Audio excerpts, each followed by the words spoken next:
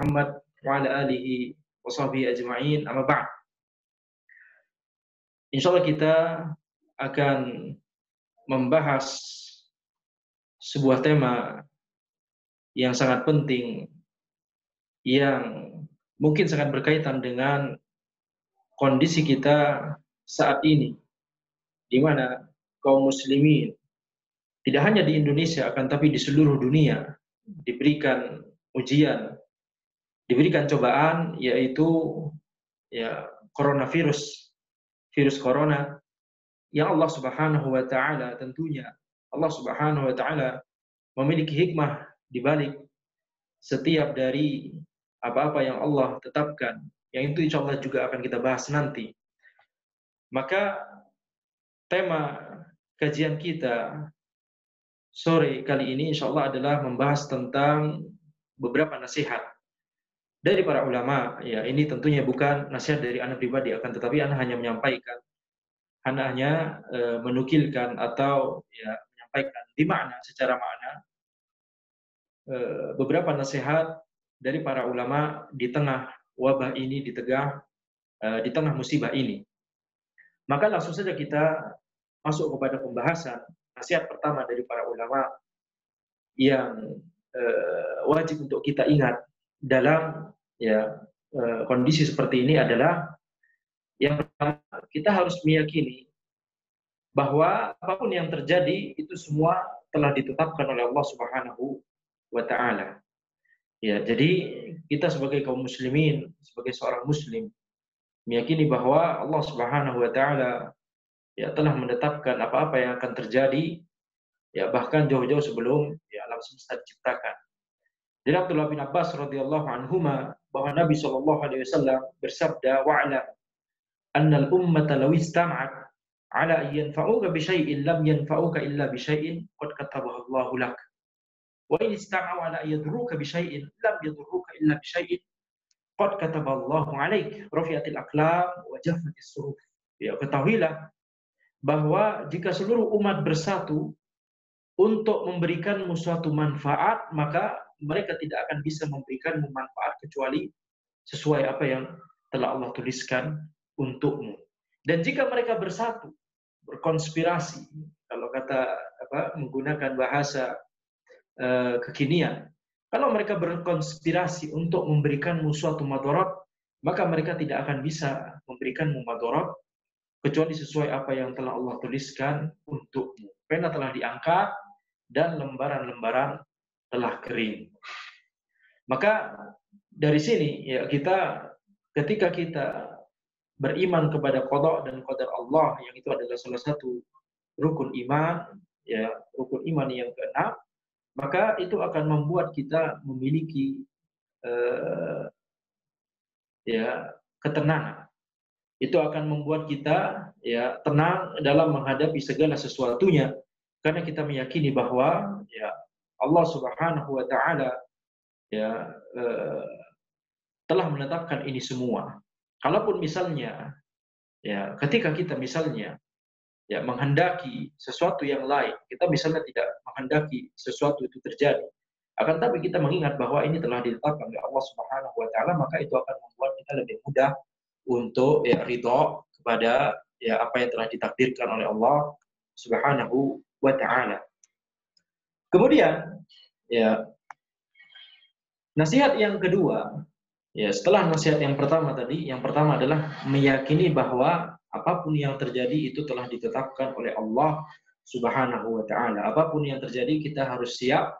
Apapun yang terjadi itu telah ditakdirkan oleh Allah Subhanahu wa taala. Maka poin ini itu mengapa ini adalah di antara hikmah mengapa beriman kepada qada dan qadar itu bahkan disebutkan secara khusus oleh Nabi Muhammad SAW ketika malaikat Jibril alaihissalam bertanya kepada beliau, "Ya Muhammad, akhbirni 'anil iman." Wahai Muhammad, kabarkanlah kepadaku tentang iman. Maka Nabi Muhammad SAW menyebutkan iman kepada qada dan qadar sebagai salah satu rukun iman.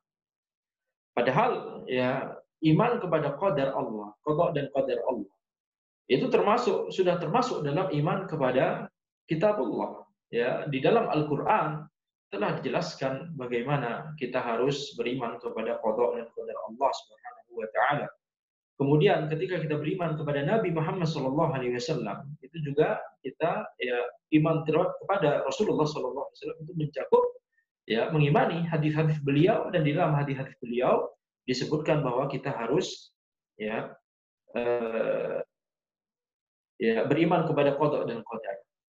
Maka oleh karena itu ya iman kepada hari akhirat dan iman kepada qada dan qadar itu seharusnya sudah termasuk dalam iman kepada Al-Qur'an dan iman kepada Nabi Muhammad SAW. Akan tetapi ya Nabi Muhammad SAW ini adalah wahyu dari Allah Subhanahu wa taala. Ya, Allah dan Rasulnya telah ya menjelaskan bahwa ya iman kepada akhir dan iman kepada qadar itu dimasukkan secara khusus, disebutkan secara khusus di rukun iman, karena ya hikmah yang sangat besar, itu adalah hal yang sangat penting yang tidak boleh diremehkan. Hikmahnya adalah itu membuat kita ya sangat ya sangat percaya diri atau sangat siap apapun yang terjadi. Ini telah Allah Subhanahu wa taala tetapkan untuk kita.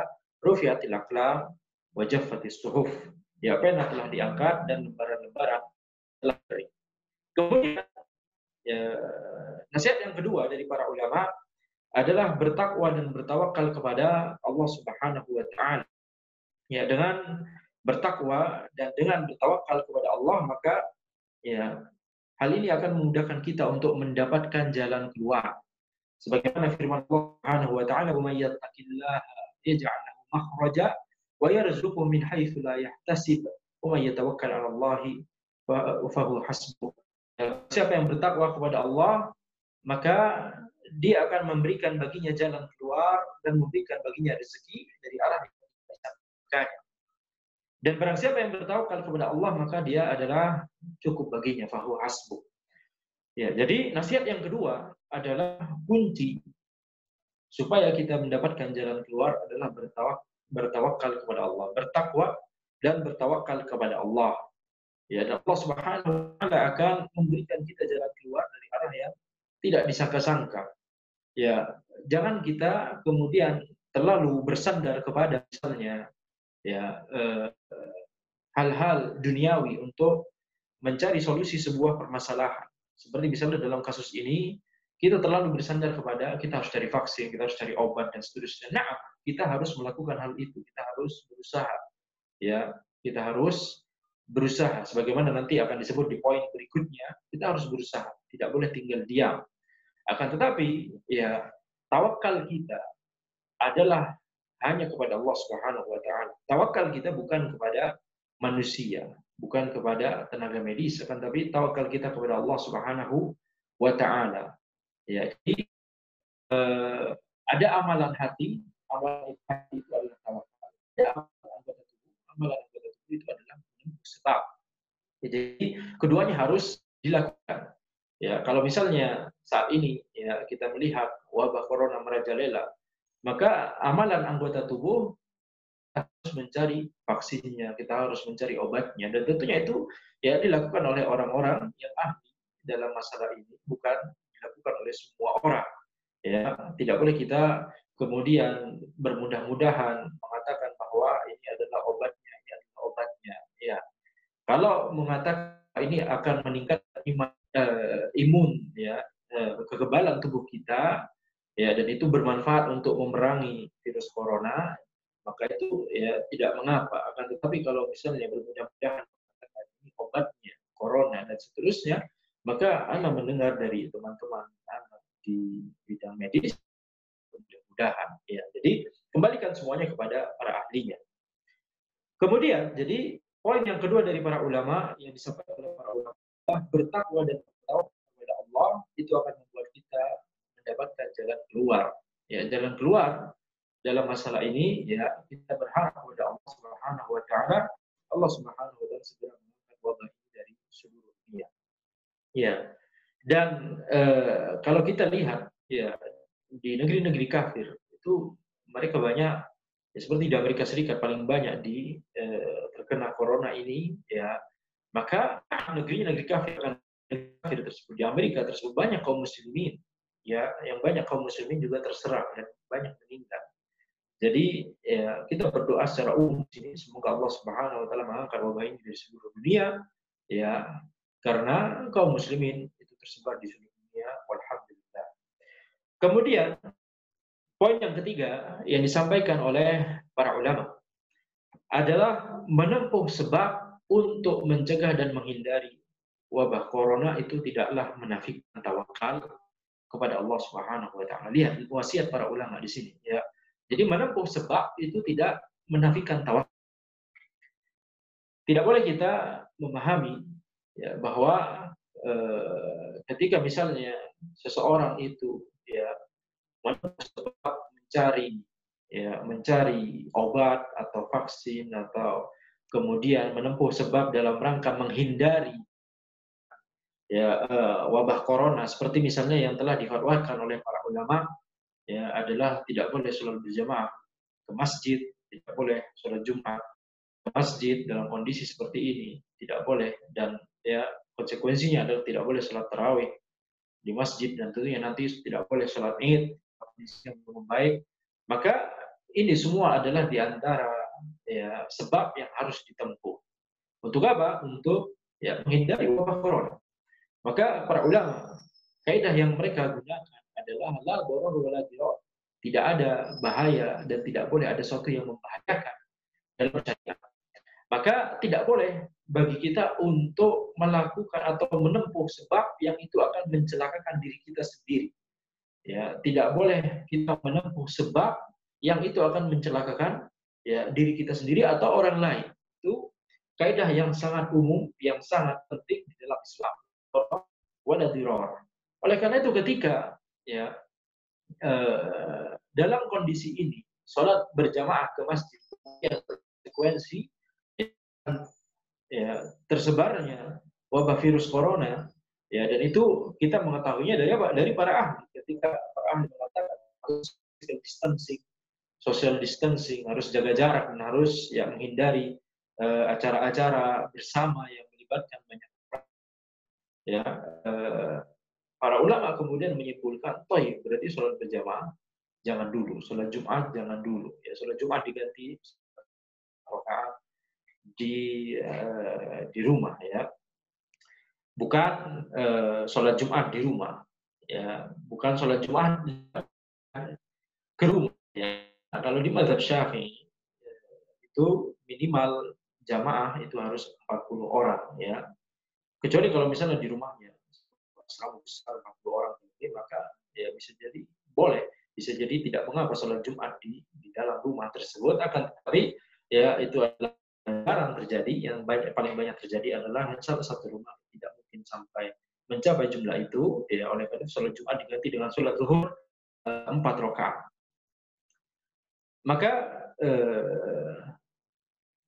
jadi mengganti di sini ya sedikit fikih tentang itu. Mengganti di sini istilah fikihnya bukan qada akan tetapi badal. Ya, badal yaitu pengganti, bukan qada ya. Kalau qada misalnya kita ya telat mengerjakan sholat asar karena ketiduran, baru bangun ba'da maghrib, maka itu namanya ketika kita sholat asar waktu maghrib itu namanya qada, mengganti sholat asar yang kelewat. Akan tapi di sini badal itu mengganti ya, yaitu ya bukan melakukan sholat Jumat akan tapi sholat zuhur, tetap di waktu zuhur itu, tapi kita bukan melakukan sholat Jumat akan tapi melakukan sholat zuhur 4 rakaat. Maka menempuh sebab untuk mencegah dan menghindari wabah corona itu tidaklah menafikan tawakal. Ya, ada catatan penting di sini tentunya, dengan catatan bahwa hati kita tetap bertawakal kepada Allah. Akan tetapi sekedar menempuh sebab tersebut, sekedar melakukan amalan ya, perbuatan yang berguna untuk menghindari wabah corona tersebut itu tidaklah menafikan tawakal. Ya, jadi sebagaimana perkataan Syekhul Islam Ibnu Taimiyah rahimahullah, beliau berkata al-iltifat ilal asbab syirkun fit tauhid. Wa mahwul asbab an takuna asbaban naqsun fil aql wa li'radu 'anil asbab bil kulliyah qadahun fi syara'. Ya, bersandar pada sebab adalah kesyirikan dalam bertauhid.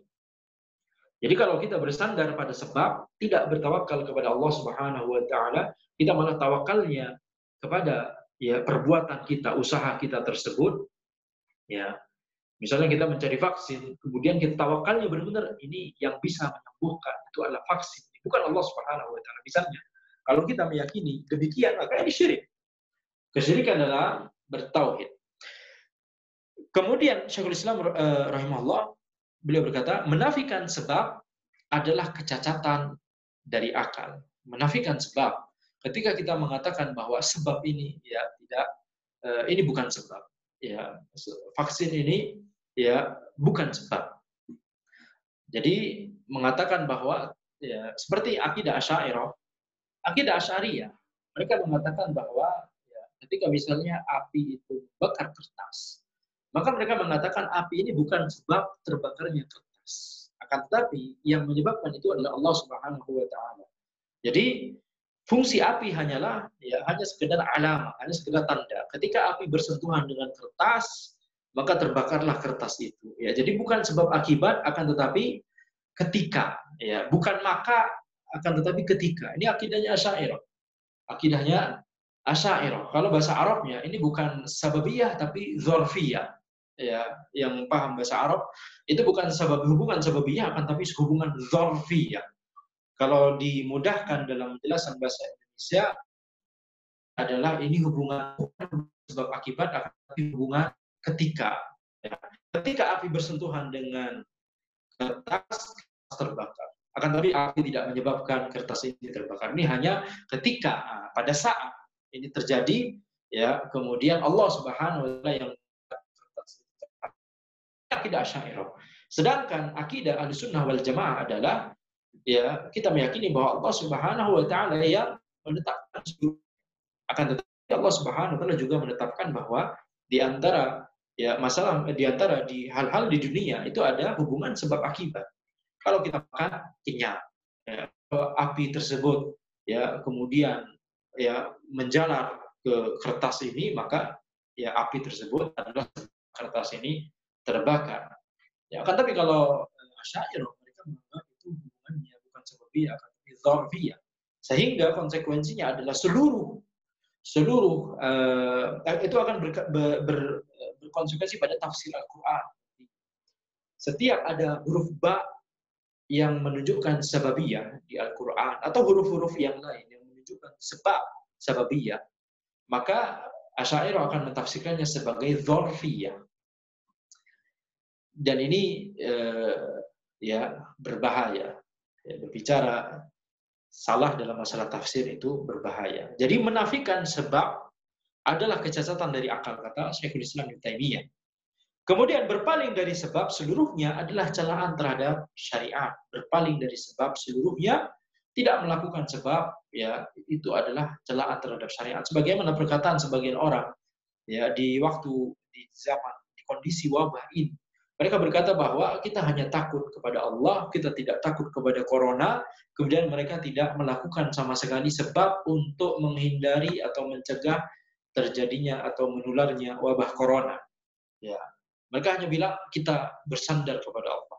Ini benar, akan tetapi ketika kemudian dibarengi dengan tidak menempuh sebab, berpaling dari sebab seluruhnya, kata Syekhul Islam Ibnu Taimiyah, al-i'radu 'anil asbab bil kulliyah, berpaling dari sebab-sebab seluruhnya, maka ini celaan terhadap syariat. Mengapa? Karena syariat Islam itu ya memerintahkan kepada kita untuk melakukan sebab demi tercapainya sebuah akibat. Ya, jadi ketika misalnya kita melihat bagaimana Nabi Muhammad SAW, beliau sebelum beliau berangkat perang, berangkat jihad, beliau dan para sahabatnya selalu melakukan persiapan, selalu menyiapkan perbekalan, menyiapkan senjata, menyiapkan baju perang dan seterusnya.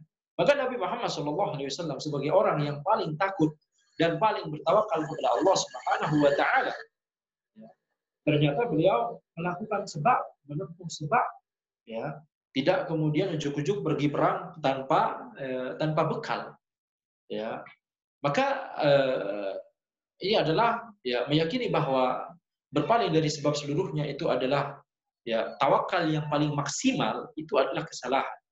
Sebagaimana perkataan sebagian orang, ya yang mereka ketika setiap misalnya mau safar, mereka tidak menyiapkan perbekalan. dalam rangka bertawakal kepada Allah katanya. Maka ini adalah kesalahan dalam masalah akidah. Ya, jadi Syekhul Islam Ibnu Taimiyah menyebutkan berpaling dari sebab seluruhnya taat terhadap syariat. Maka kita lihat dalam sekarang ya, yaitu ketika orang-orang tidak menempuh sebab, kemudian mereka ya tetap melakukan sholat berjamaah, tetap melakukan ya sholat Jumat, kemudian itu ya membuat ya banyak tersebarnya wabah corona, maka ini adalah kezaliman, ya kezaliman gara-gara kesalahan dalam masalah kita, yaitu apa? Hanya mau bertawakal kepada Allah tanpa menempuh sebab. Sebagaimana kita telah jelaskan tadi, ada amalan hati, ada amalan anggota tubuh. Amalan hati kita bertawakal hanya kepada Allah, amalan anggota tubuh kita juga diperintahkan oleh Allah untuk ya mencari sebab-sebab yang bisa ya membuat kita terhindar dari corona ini. Ya. Maka dalam masalah ini ya semoga Allah Subhanahu wa taala memberikan pahala yang sangat besar kepada orang-orang yang menempuh amalan-amalan anggota tubuh untuk mengobati dan mencari ya solusi dari wabah corona ini. Itu mereka para medis, para dokter, medis, perawat, ya mereka adalah bagaimana perkataan orang-orang, mereka adalah garda terdepan, ya.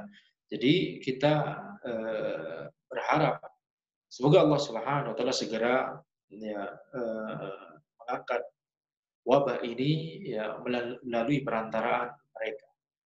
Kemudian nasihat keempat yang disebutkan oleh para ulama adalah meyakini bahwa wabah ini terjadi karena dosa-dosa kita sembari berhusnudzon kepada Allah dan kepada orang lain.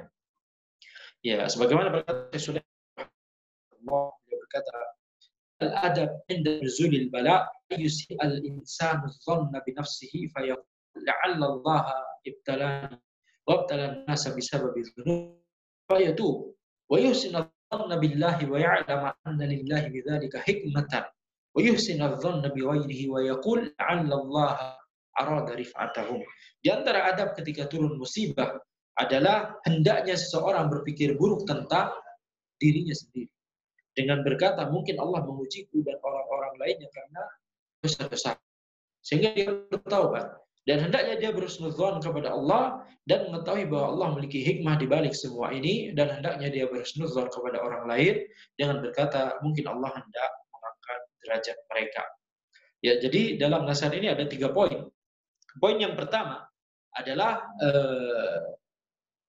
ya kita harus suudzon kepada diri kita sendiri. Maksudnya adalah kita berpikir bahwa bisa jadi wabah corona ini karena dosa-dosa kita. Ya, bisa jadi wabah corona ini terjadi menimpa kita dan menimpa orang-orang karena dosa-dosa kita. Kita selama ini ya mengentengkan sholat berjamaah ke masjid. Berapa banyak selama ini kita mengentengkan menimba ilmu, menuntut ilmu. Setelah nikmat dicabut oleh Allah Subhanahu wa taala baru kita merasakan bahwa kita selama ini telah berdosa, telah meremehkannya, entengkan. Ya, maka kita harus introspeksi, kita harus bertaubat kepada Allah.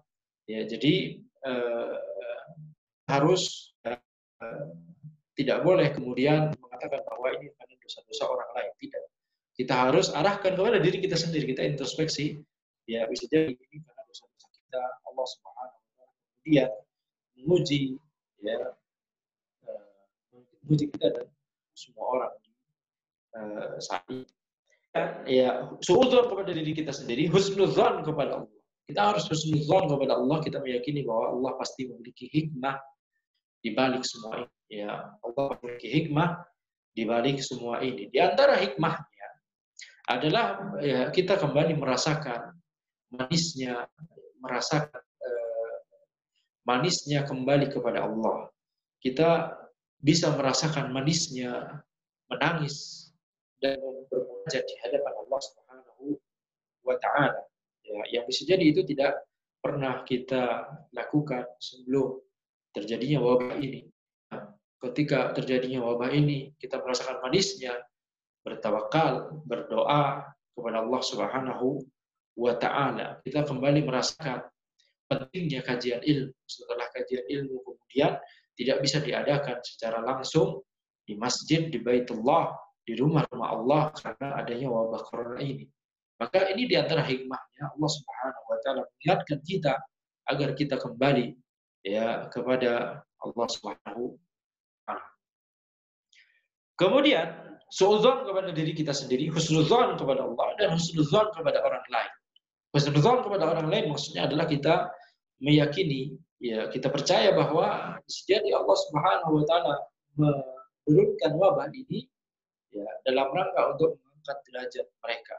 Ya, mereka orang-orang kaum muslimin yang terkena ini adalah ya bisa jadi adalah ya cara Allah Subhanahu wa taala untuk mengangkat derajat mereka, kemudian mengampuni dosa-dosa mereka karena tidaklah seorang muslim diberikan sebuah kesusahan bahkan hanya sekedar terkena duri di jalan kecuali Allah Subhanahu wa taala akan mengampuni dosa-dosa.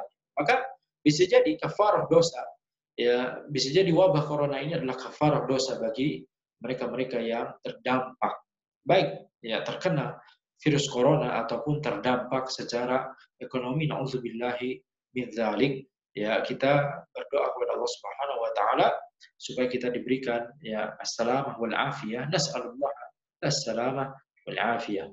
Kemudian poin kelima, nasihat kelima dari para ulama adalah bersabar atas musibah yang menimpa kita dan meyakini bahwa pasti ada hikmah dan pahala yang besar dari Allah. Ini telah ya disinggung sedikit di poin sebelumnya, kan tapi poin utama di sini adalah bersabar ya. Wasbiru innallaha ma'as-sabirin. Bersabarlah karena Allah sesungguhnya bersama dengan orang-orang yang sabar. Jadi kita harus ya bersabar dan cara bersabar di sini adalah bersabar ya dengan hati kita, dengan amalan hati, amalan lisan, dan amalan anggota tubuh. Bersabar dengan amalan hati, maksudnya adalah ya kita merasa atau kita berusaha untuk ya ridho kepada ketetapan Allah Subhanahu wa taala. Hati kita tidak kemudian menyalahkan Allah, ya atau menyalahkan takdir atau dan seterusnya ya. Berkata misalnya yaitu bersabar dengan perkataan, bersabar dengan lisan, itu misalnya mencegah diri kita untuk tidak ya mencela atau berkata seandainya ini tidak terjadi, mengapa ini terjadi? Ya, menyalahkan Allah Subhanahu wa taala, menyalahkan Allah Subhanahu wa taala. Atau kemudian bersabar dengan lisan itu contohnya adalah dengan tidak bermudah-mudahan mencela ya ulil amri. Maka ini adalah di antara bentuk sabar ya, akan tapi hendaknya kita berdoa kepada Allah Subhanahu wa taala semoga Allah Subhanahu wa taala berikan taufik kepada ulil amri, kepada para dokter dan tenaga medis untuk bisa ya, melakukan langkah yang efektif dan tepat dalam rangka mengangkat ya dalam rangka bisa menghilangkan wabah corona ini biidznillah. Kemudian nasihat keenam dari para ulama adalah ya lihatlah betapa lemahnya manusia di hadapan Allah. Ya, sebelumnya kita mungkin tidak pernah kepikiran bahwa seluruh dunia semuanya harus di dalam rumah. Nggak pernah kita kepikiran sebelumnya. Ya, kondisi yang seperti ini terakhir terjadi itu ya itu sekitar tahun 1918 di mana Spanish flu, ya, flu Spanish itu menyebar di seluruh dunia yang juga memakan banyak korban. Ya, di mana saat itu ya orang-orang harus berdiam di dalam rumah. Ya, maka akan tapi itu banyak ya sudah lama sekali terjadi, bisa jadi kita belum lahir. Ya, mungkin bisa jadi seluruh dari kita belum lahir pada saat itu.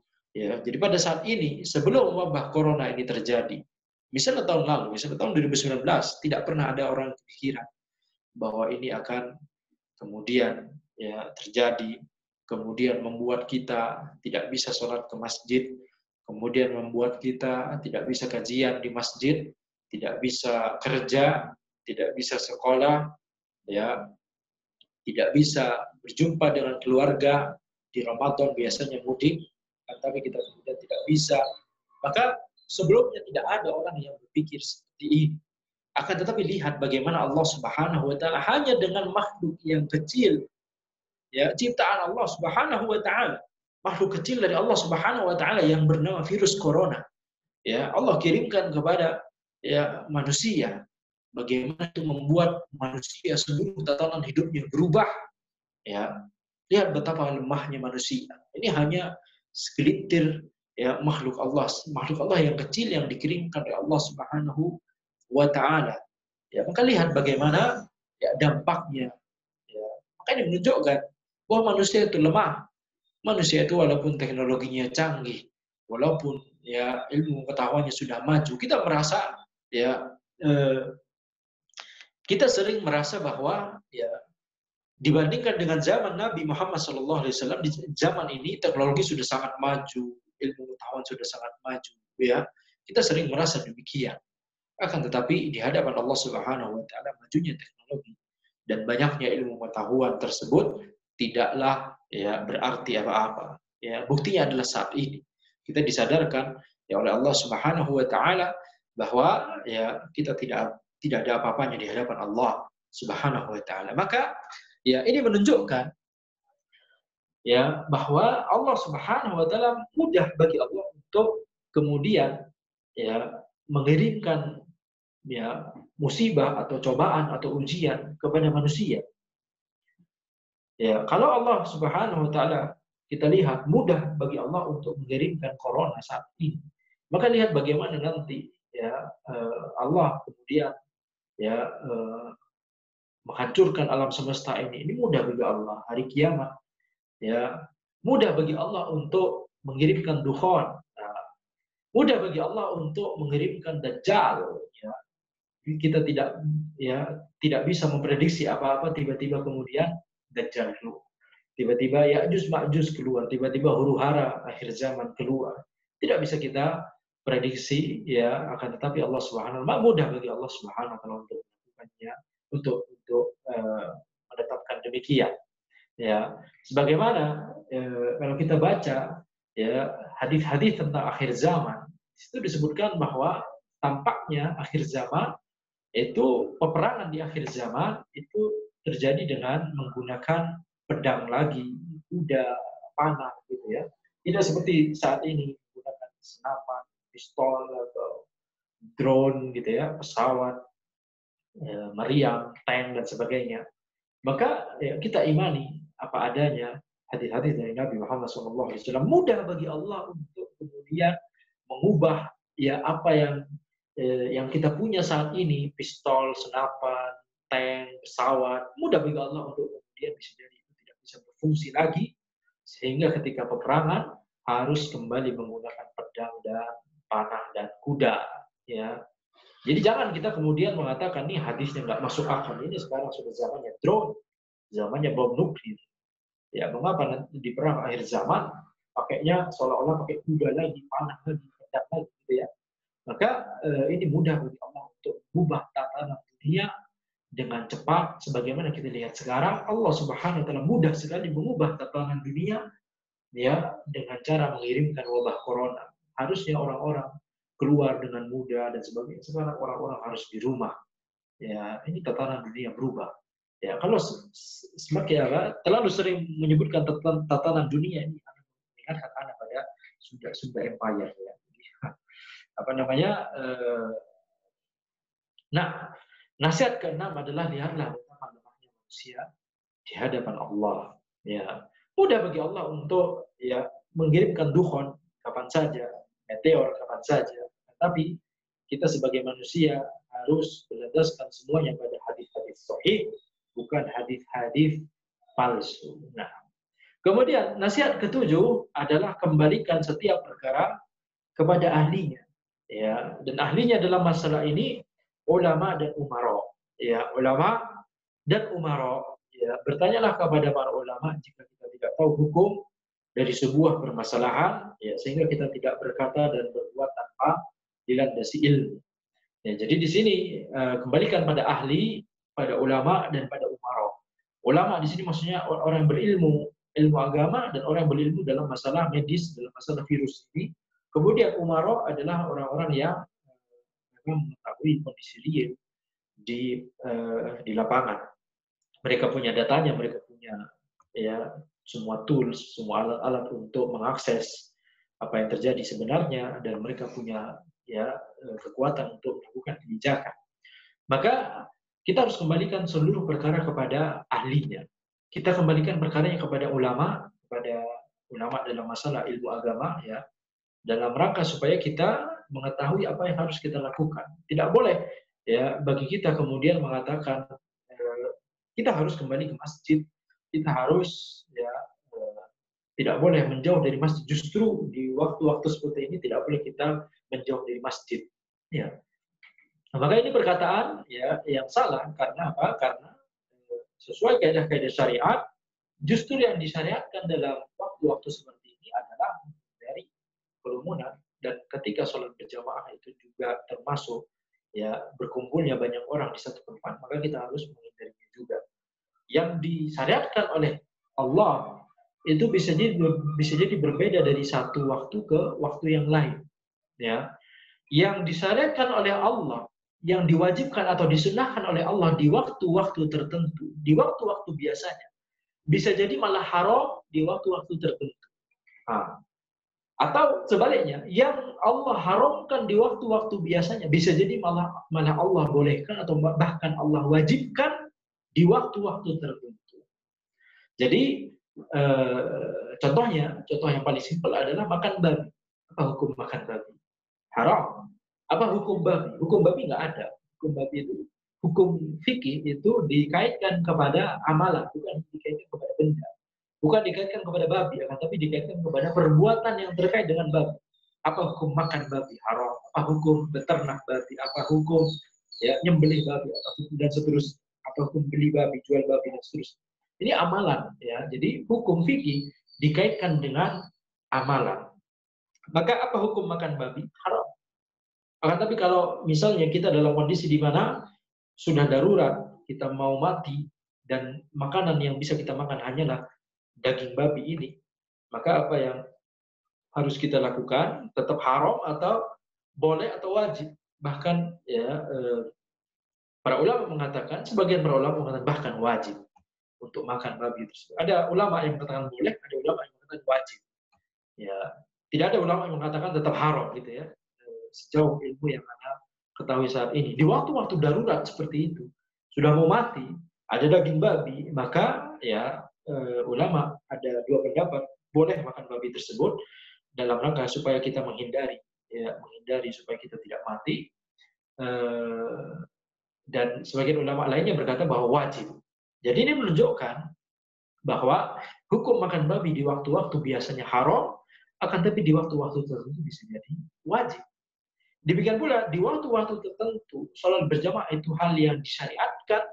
Para ulama beda pendapat apakah itu fardu ain bagi laki-laki atau fardu kifayah atau sunnah muakkadah, akan tetapi poinnya adalah ya sholat berjamaah di masjid itu adalah sesuatu yang penting, adalah sesuatu yang penting. Antara fardu ain, fardu kifayah, sunnah muakkadah, nggak ada yang bilang mubah, nggak ada. Ya para ulama. Jadi sholat berjamaah ke masjid itu adalah hal yang disyariatkan di waktu-waktu biasanya, akan tapi di waktu-waktu tertentu bisa jadi hukumnya haram. Kenapa? Kalau itu menyebabkan ya madarat bagi kita dan orang lain, bisa jadi hukumnya haram. Bisa jadi ketika di sebuah daerah yang wabah corona sangat menyebar, yang positif banyak gitu misalnya, bisa jadi haram. Tapi di daerah-daerah yang lain bisa jadi ya hanya sekedar makruh saja.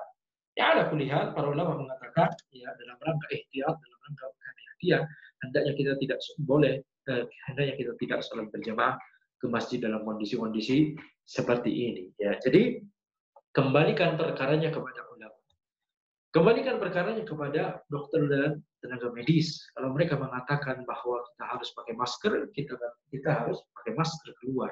Kalau mereka mengatakan bahwa kita harus menjaga imun, kita harus jaga imun, dan seterusnya. Ya, jadi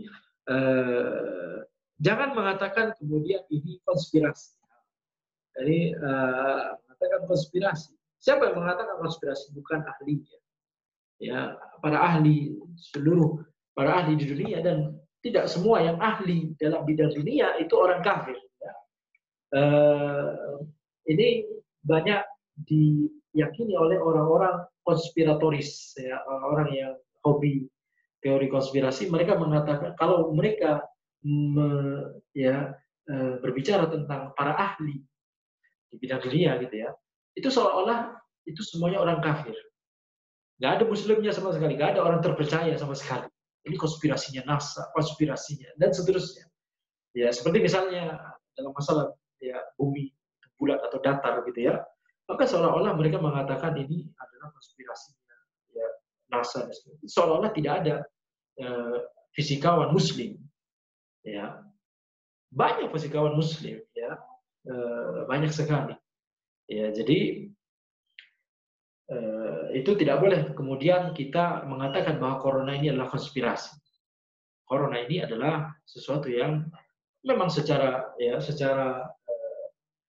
real itu bisa kita lihat sendiri, banyak orang terkena ya, dan banyak ahlinya, ahli-ahli dari kaum muslimin, teman-teman Anda sendiri, banyak para dokter ya, dan ustadz kita sendiri, banyak dari kalangan para dokter ya. Antum silahkan tanya ya, apakah ustadz-ustadz kita yang dari kalangan para dokter itu bukan orang yang fikoh ya, mengatakan bahwa ini adalah memang benar-benar virus corona, bukan konspirasi sekedar konspirasi. Nah, bisa jadi ada peluang adanya konspirasi, bisa jadi yang menyebarkan pertama kali memang virusnya ada, virusnya disebar dengan sengaja oleh sebab. Nah, terjadi, akan tetapi ya ketika kita berbicara tanpa data, lebih baik itu kita simpan sendiri ya, daripada kita berbicara tanpa data, ujung-ujungnya ya hanya sekedar argumen. Ya, bisa jadi ada kemungkinan demikian. Akan tetapi kita mengingat bahwa tadi hadis yang pertama kali kita sebutkan, seandainya seluruh umat bersatu, berkonspirasi untuk memberikan madarat kepada kita, maka kita tidak akan mendapatkan madarat kecuali yang Allah Subhanahu wa taala telah tetapkan untuk kita. Ya, jadi kita harus kembalikan semuanya kepada para ahli. Dan ketika ya mengatakan bahwa corona ini hanya bohong-bohongan, maksudnya adalah ya itu sebenarnya sakit yang lain, bukan sakit corona. Itu sebenarnya adalah ya sikap tidak menghormati orang-orang yang keluarganya terkena wabah virus corona, sakit gara-gara corona, itu tidak menghormati mereka. Ya, mereka kaum muslimin banyak yang terkena. Kita harus ya merasakan apa yang mereka rasakan. Kaum muslimin itu adalah seperti satu bangunan. Ketika yang satu ya merasakan sakit, yang lain juga merasakan sakit. Jadi kembalikan kepada ulama, kembalikan kepada para dokter dan tenaga medis, kembalikan kepada ulil amri. Ya, mereka lah yang melakukan bisa melakukan kebijakan dalam skala besar. Kita doakan mereka, semoga mereka ya diberikan taufik oleh Allah Subhanahu wa taala untuk menangani masalah ini dengan tepat. Ya, dan Ana pesankan di sini, adalah kita harus ya mencoba memahami istihadnya ulil amri. Istihad di sini dalam artian istihad duniawi, ya, bukan istihad dalam masalah agama. Istihadnya ulil amri dalam masalah duniawi yaitu dalam menangani wabah corona ini. Kalau misalnya ya kita lihat argumentasi para ulil amri memiliki background sendiri, memiliki argumen sendiri, inilah yang mereka yakini sehingga mereka melakukan kebijakan ini, maka kita tidak boleh bermudah-mudahan ya suudzon, apalagi mencela ya. Sebagaimana misalnya banyak orang mencela istilah mudik vs pulang kampung, apa bedanya mudik sama pulang kampung, dan seterusnya. Ya, maka ini adalah sesuatu yang tidak substansial untuk dibahas. Ya, yang dimasukkan oleh amri adalah orang-orang yang ketika dia tidak bisa mudik, kemudian itu bakal memberikan madarat yang lebih besar baginya. Ketika misalnya dia harus di Jakarta, nggak bisa, kemudian dia nggak pulang, kemudian dia ya mahasiswa misalnya di kos-kosan di Jakarta, tempat-tempat makan di sekitarnya itu banyak yang tutup. Maka ya benar himbauan bahwa ya udah antum harus pulang kampung sekarang, ya, daripada bikin tambah madorot lebih besar kepada antum kalau antum tetap di sini. Dan itulah yang Ana utarakan ke mahasiswa-mahasiswa di Bandung di akhir Maret, ya. Itu rame-rame mudik versus pulang kampung itu di akhir April. Anda mengutarakan akhir Maret kepada para mahasiswa di Bandung, yaitu apa? Anda waktu itu tulis artikel bahwa mudik saat ini justru adalah birrul walidain. Tidak mudik saat ini justru adalah birrul walidain. Tidak boleh mudik. Ya, alasannya adalah karena bisa jadi kita menjadi carrier membawa corona ke rumah, ke kampung, ke rumah orang tua kita. Tidak boleh kita mudik. Kecuali ada hal darurat. Ya, Anda sudah tuliskan di situ, kecuali ada hal darurat. Contohnya adalah ketika orang tua kita di kampung misalnya sakit, tidak ada yang merawat lagi, kecuali kita harus pulang.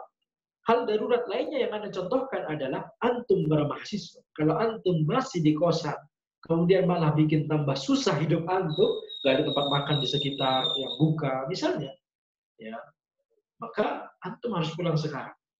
Ya.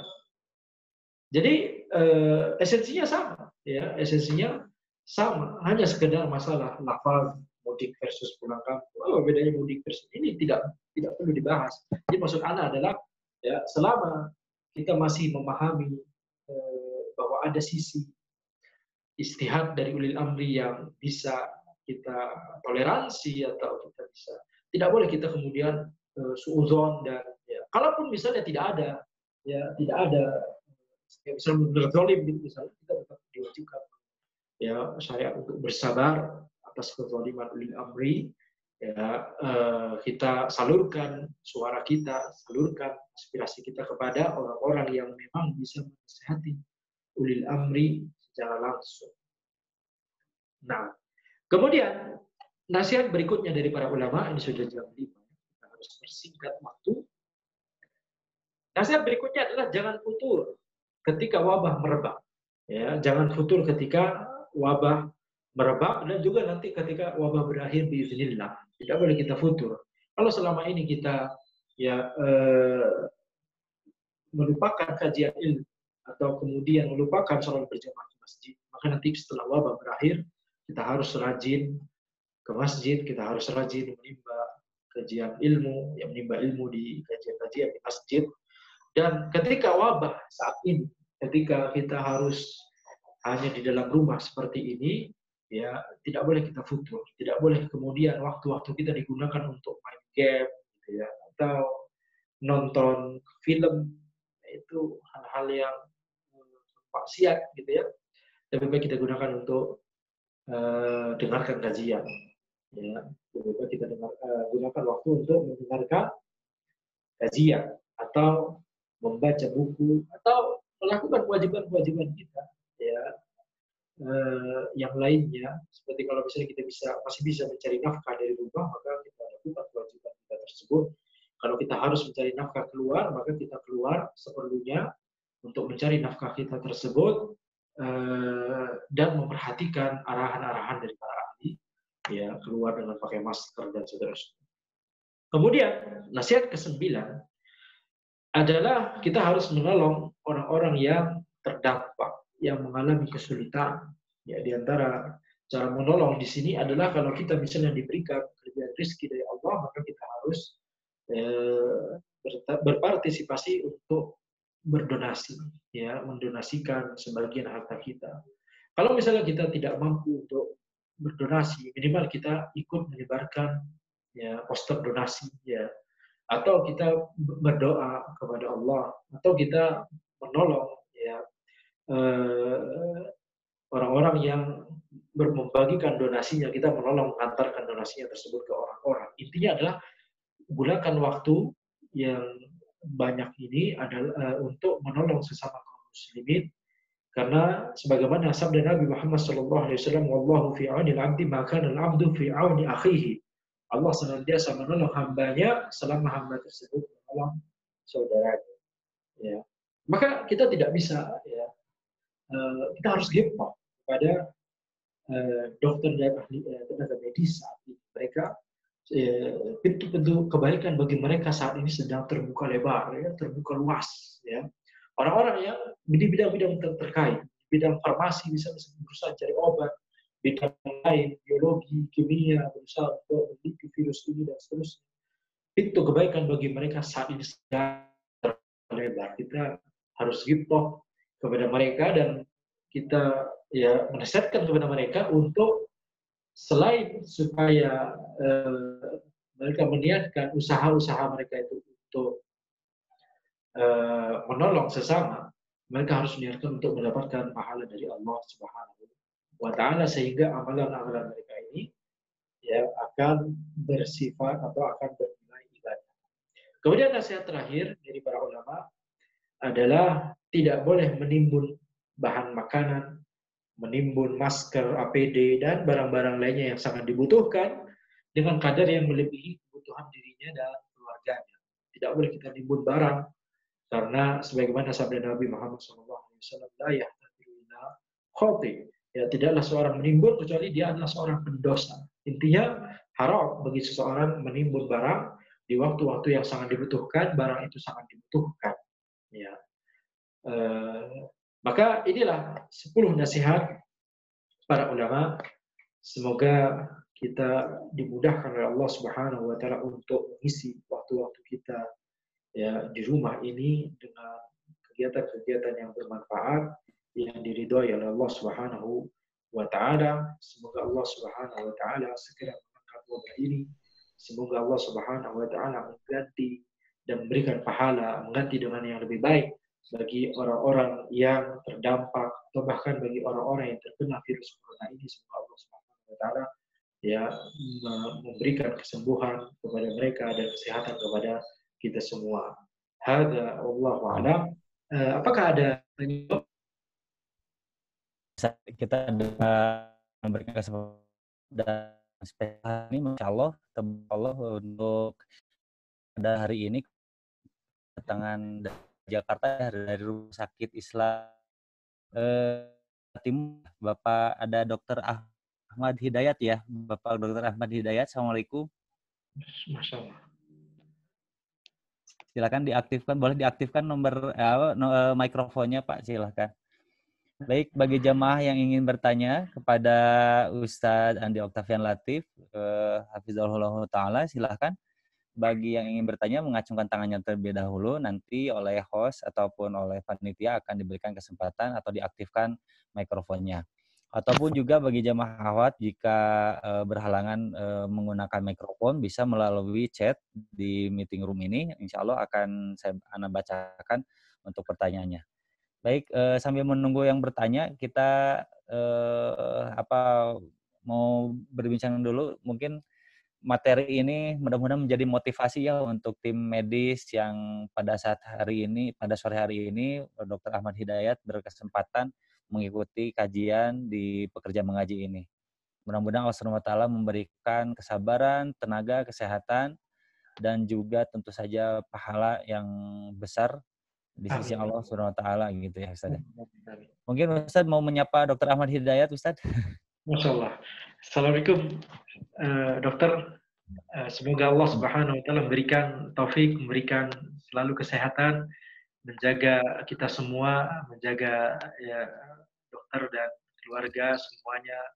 Semoga Allah Subhanahu wa Ta'ala melancarkan ya semua ya di rumah sakit, dan ya semoga ya usaha-usaha dari para dokter dan tenaga medis semuanya semoga diberikan pahala oleh Allah Subhanahu wa Ta'ala. Sebagaimana yang Anda katakan tadi, kita semua harus ghibtoh kepada para dokter dan tenaga medis, karena saat-saat ini adalah mereka sangat terbuka lebar, sangat dibuka lebar Allah Subhanahu wa Ta'ala. Masya Allah.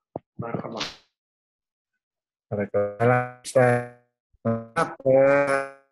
Saya perawat bukan dokter. Kebetulan memang lagi jaga di posko COVID. Barakallahu fikum. Barakallahu fikum. Ya, terima kasih atas doanya. Kabarnya gimana Pak? Alhamdulillah baik. Barakallahu fikum. Anda sangat merasakan juga karena orang tua Anda backgroundnya juga di medis. Jadi Bapak Ana di Dinas Kesehatan di Madura, sedangkan Ibu Ana di Puskesmas. Jadi Ana sangat merasakan bagaimana tenaga medis itu benar-benar berusaha melakukan yang terbaik untuk membantu sesama, untuk ya mengobati orang-orang yang terkena corona ini. Masya Allah. Barakallahu fikum, Pak. Alhamdulillah, terima kasih Ustaz atas perhatiannya, juga atas doa-doanya. Mudah-mudahan kami di sini diberikan kekuatan serta kesehatan selalu. Terima kasih. Amin, amin, amin. Amin.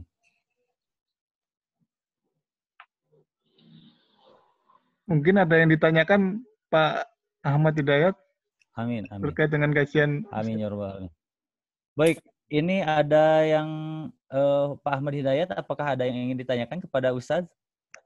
Ya, Ustadz, ini tentang masalah sholat untuk situasi yang nanti ketika ada pelayanan di posko sehingga menyebabkan kita kan pakai APD lengkap gitu ya. Ya. Nah, untuk waktu-waktu sholat seperti zuhur asar itu bolehkah diperbolehkan nggak untuk dijamak atau ada cara-cara lain yang bisa diperbolehkan secara agama? Ya, jadi kalau seandainya seseorang misalnya tidak bisa melepaskan APD-nya, maka tidak masalah bagi dia untuk sholat dalam kondisi yang demikian. Itu disebutkan oleh para ulama, disebutkan sebagai faqidut tahurain. Ya, orang yang tidak bisa menemukan tahurain, tidak bisa menemukan air atau tidak bisa menemukan debu, atau tidak mampu untuk menggunakan air dan debu tersebut karena misalnya kita pakai APD dan akan sangat kesusahan sekali untuk dilepas misalnya, maka tidak mengapa Pak untuk langsung sholat saja, ya, tidak perlu menunggu di jamak, langsung sholat di waktunya, ya. Nah, tidak masalah. Barakallahu fikum. Masya Allah.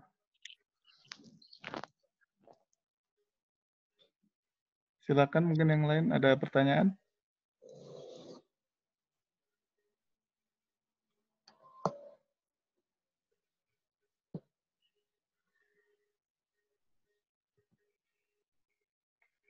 Belum ada yang ini berminat bertanya.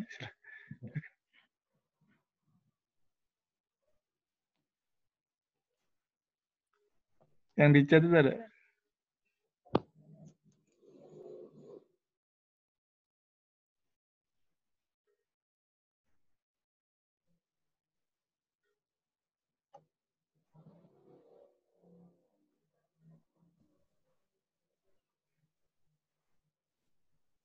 Cek.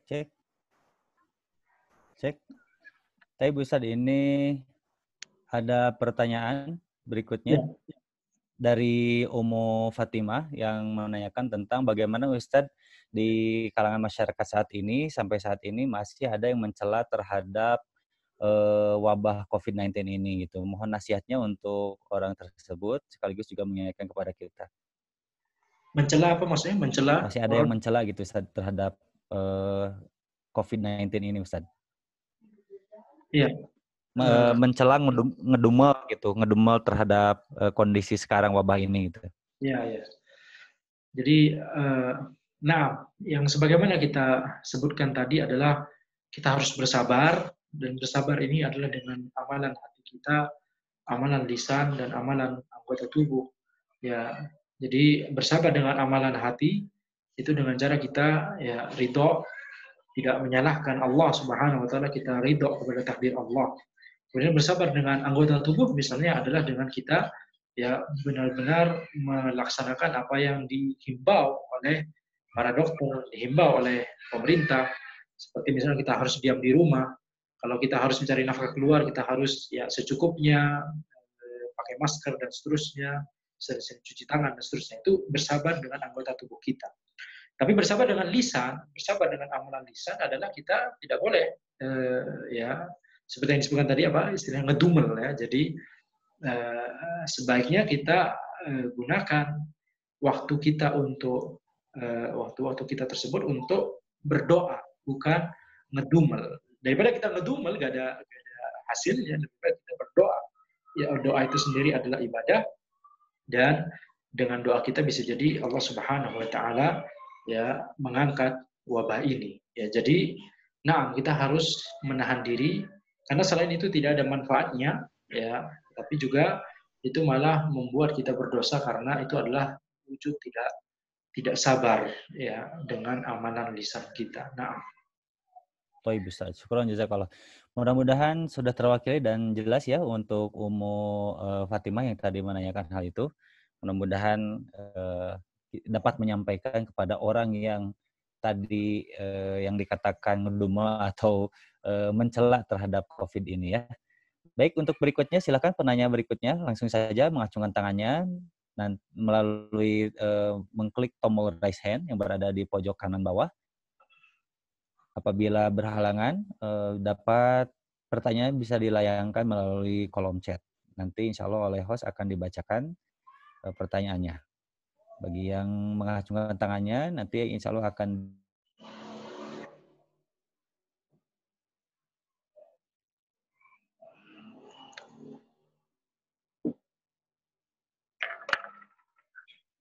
tafadhol jemaah yang masih ingin bertanya silahkan. Ya, ini ada dari Maulana Izul Haq. Assalamualaikum, Ana ingin bertanya bagaimana cara menyikapi orang yang selalu mengarahkan pembahasan COVID-19 pada suatu teori konspirasi? Ya, jadi ini sebagaimana yang Anda katakan tadi adalah kita harus senantiasa berbicara dengan bukti. Ya, itu adalah sifat dari kaum muslimin, tidak bermudah-mudahan berbicara tanpa bukti. Banyak orang yang mengait-ngaitkan dengan konspirasi. Maka kita katakan bisa jadi ada kemungkinan demikian. Bisa jadi. Bisa jadi ada orang yang berusaha menyebarkan secara sengaja virus corona ini. Itu kemungkinan itu tidak tidak mustahil. Akan tetapi ketika kemudian kita berbicara demikian, kita tidak memiliki data, itu hanya sekedar prasangka. Apalagi kita tahunya itu dari video-video YouTube gitu ya. Kita kebanyakan nonton video YouTube yang orang-orang banyak bahas konspirasi dan seterusnya tanpa data juga, tanpa hanya sekedar indikasi-indikasi, itu bukan bukti. Ya, maka ini dikhawatirkan itu akan termasuk dalam berbicara ya tanpa ilmu dan tanpa bukti, itu adalah kezaliman. Kezaliman kepada orang kafir sekalipun tidak boleh. Ya, kezaliman kepada orang kafir sekalipun tidak boleh. Kita mengatakan misalnya seseorang dialah penyebab utama dalang dari semua ini misalnya, kita meyakini demikian. Maka kita suudzon kepada orang kafir itu bahkan tidak boleh. Zalim kepada orang kafir itu tidak boleh. Ya, jadi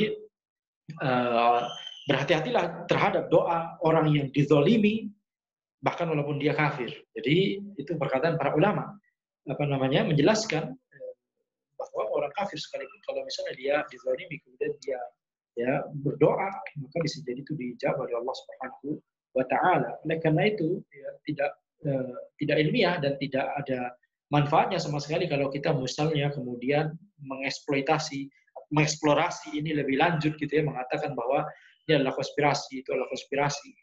Ya, ini adalah hal yang tidak sesuai dengan jati diri seorang muslim yang berbicara sesuai dengan bukti, sesuai dengan data, tanpa adanya suudzon seperti itu. Ya, jadi mungkin sedikit menasihati agar kita menghindari praktek-praktek yang seperti ini karena tidak ada manfaatnya. Yang bermanfaat saat ini adalah gimana caranya kita menangani wabah ini, mencari jalan keluar untuk supaya wabah ini terangkat. Ya, itu yang lebih bermanfaat, bukan dengan membahas konspirasi-konspirasi. Masya Allah. Baik, untuk Maulana, mudah-mudahan jelas ya penjelasan dari Ustadz, jawaban dari Ustadz. Mudah-mudahan kepada orang-orang tersebut kita bisa menyampaikan dengan cara yang santun, dengan cara yang salim ya, tentu saja. Baik, untuk berikutnya siapakah yang ingin bertanya, silakan untuk mengacungkan tangannya terlebih dahulu dengan cara mengklik tombol raise hand, ataupun juga boleh pertanyaannya disampaikan di kolom chat yang insya Allah nanti akan Anda bacakan pertanyaan tersebut. Silakan Anda cek dulu sampai bawah. Iya.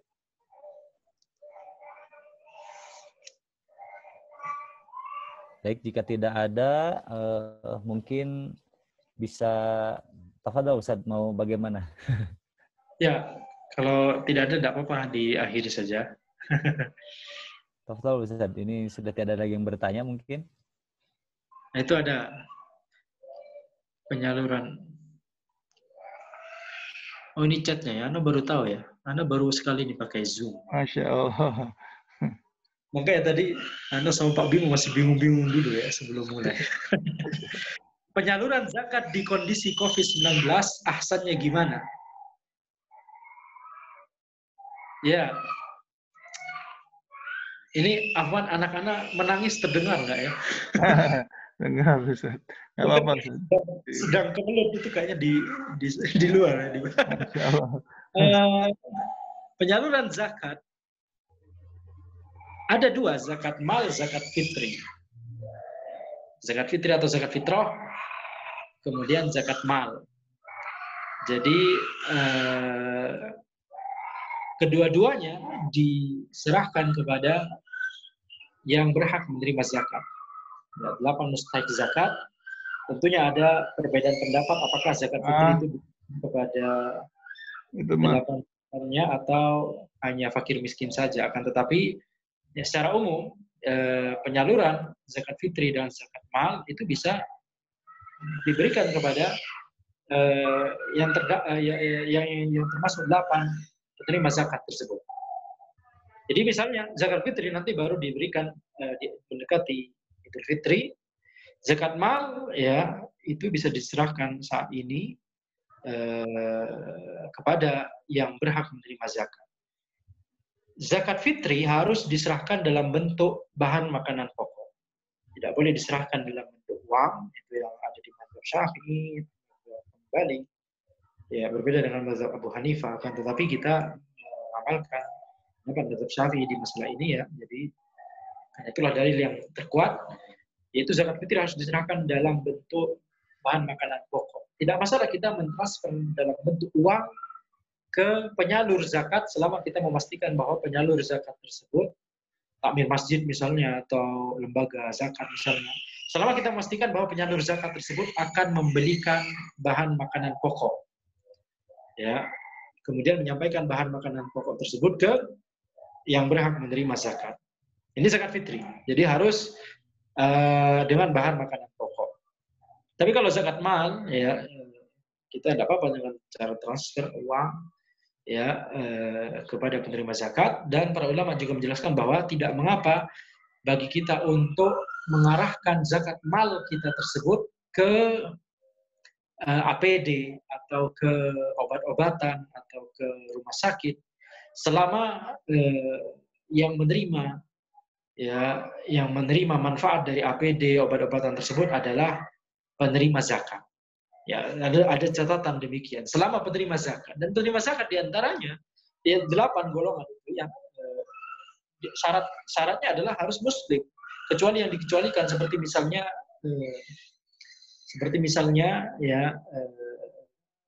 orang-orang yang mu'allaf. Mu'allaf ini adalah orang yang hatinya ingin dilembutkan.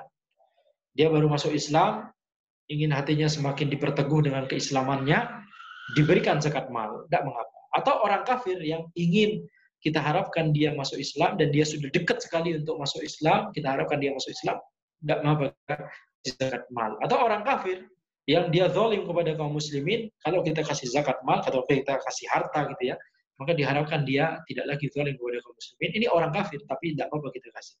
Jadi hanya orang kafir, dua jenis orang kafir yang mau sudah dekat dengan Islam, mau masuk Islam, tidak apa-apa kita kasih. atau orang kafir yang kita inginkan kezalimannya berhenti dari terhadap kaum muslimin, kita berikan juga zakat mal. Akan tapi golongan-golongan penerima zakat lainnya, fakir, miskin, riqab, gharib, fisabilillah dan seterusnya 8, itu semuanya harus muslim. Jadi supaya amalan ibadah kita tersebut terhitung sebagai zakat mal, bukan terhitung sebagai sedekah. Dan zakat mal itu adalah yang disebutkan di rukun Islam. Ketika rukun Islam menyebutkan buniyal Islamu ala khamsin, Islam dibangun di atas 5 hal, syahadat, salat, zakat, puasa, haji, zakat di sini. Yang dimaksud zakat di sini adalah zakat mal, bukan zakat fitri. Zakat fitri wajib, akan tapi yang termasuk rukun Islam adalah zakat mal. Jadi kita menginginkan supaya zakat mal kita sebagai salah satu rukun Islam itu sah, maka kita katakan harus muslim kecuali yang dikecualikan. Akan tapi ya kita sebagai kaum muslimin juga diperintahkan oleh syariat untuk memberikan ya manfaat, memberikan pertolongan kepada seluruh manusia ya tanpa bertanya dulu, misalnya ini ada orang sakit, antum muslim tidak boleh, kita harus tolong seluruh manusia. Agama ini adalah agama yang rahmah bagi seluruh manusia, bagi alam semesta. Ya, jadi selain kita, setelah kita menyelesaikan kewajiban kita zakat mal, silakan untuk bersedekah. Ya, dan sedekah namanya sedekah tidak harus kepada kaum muslimin, juga tidak masalah bagi orang kafir yang membutuhkan, tidak masalah. Ya, jadi ana hanya ingin meluruskan sedikit masalah dalam hal ini. Ya, jadi kalau terkait zakat mal, kita harus pastikan bahwa zakat mal kita sah sebagai zakat, bukan sebagai sedekah. Jadi, demikian. Baik untuk mudah-mudahan jelas ya antara perbedaan zakat mal atau sedekah. Mudah-mudahan kita tidak keliru dalam menyampaikan atau menyalurkan zakat mal tersebut. Selanjutnya silakan yang masih ingin bertanya, masih ada kesempatan saja. Ya. Ini dari Ummu Fatimah ini. Dari Ummu Fatimah. Udah ya. Silakan. Ummu Fatimah tadi udah Pak. Ini satu lagi di Muhammad Rifki Abdillah. Di kolom chat ya, di chat ya. Baik. Ini di saya cuman tulisannya na'am jazakallahu khair, itu aja. Tidak terbaca di chat saya. Mungkin di Pak Bimo masih terbaca, Pak? Ini pertanyaannya dari Muhammad Rizki Abdillah. Orang yang keadaan ekonominya terdampak COVID-19 seperti PHK dan penghasilan turun drastis, bolehkah menerima zakat, Ustaz? Ya, jadi kalau misalnya kondisi saat ini kebutuhannya lebih besar daripada pemasukannya, boleh menerima zakat fitri ataupun zakat mal.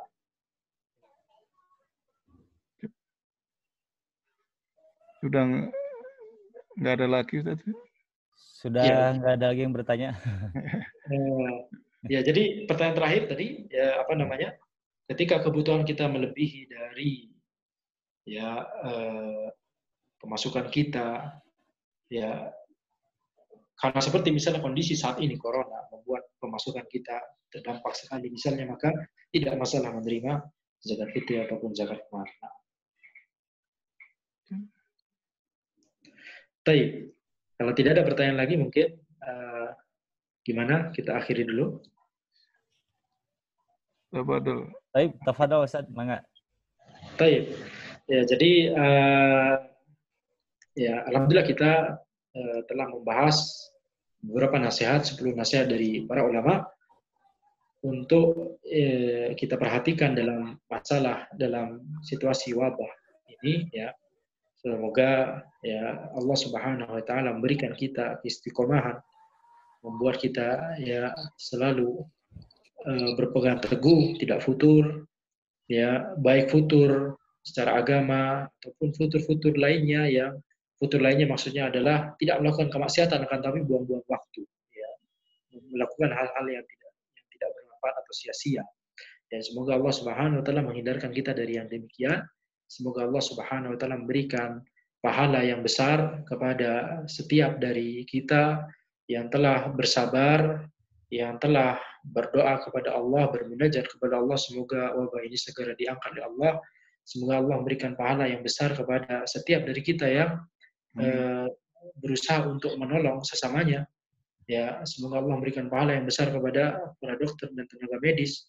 Ya, semoga Allah Subhanahu wa taala mengampuni dosa-dosa kita dan dosa-dosa orang-orang yang terdampak atau bahkan bisa jadi orang-orang yang meninggal dunia, muslimin yang meninggal dunia. Semoga Allah Subhanahu wa taala ampuni, ya, dan semoga Allah ampuni kesalahan-kesalahan mereka, dan semoga Allah memberikan rahmat kepada mereka. Ya, hadza wallahu alam, ya, yang bisa kami sampaikan. Semoga bermanfaat. Semoga amalan ibadah puasa kita diterima, amalan ibadah malam-malam kita, amalan ibadah kita di malam-malam bulan Ramadan diterima. Ya, semoga Allah Subhanahu wa taala segera memperbaiki kondisi, ya, ya, dunia saat ini dengan cara mengangkat wabah corona, dan tentunya semuanya ada hikmah. Kita berusaha untuk, ya, menggali hikmah dari wabah ini dengan terus, ya, berdoa kepada Allah Subhanahu wa taala. Hadza wallahu alam. Subhanakallahumma wa bihamdika asyhadu an la ilaha illa anta astaghfiruka wa atubu ilaik. Assalamualaikum warahmatullahi wabarakatuh. Waalaikumsalam warahmatullahi wabarakatuh. Waalaikumsalam Jazakallahu khairan Ustaz. Jazakallah khairan Ustaz. Jazakallahu khairan. Jazakallah khairan.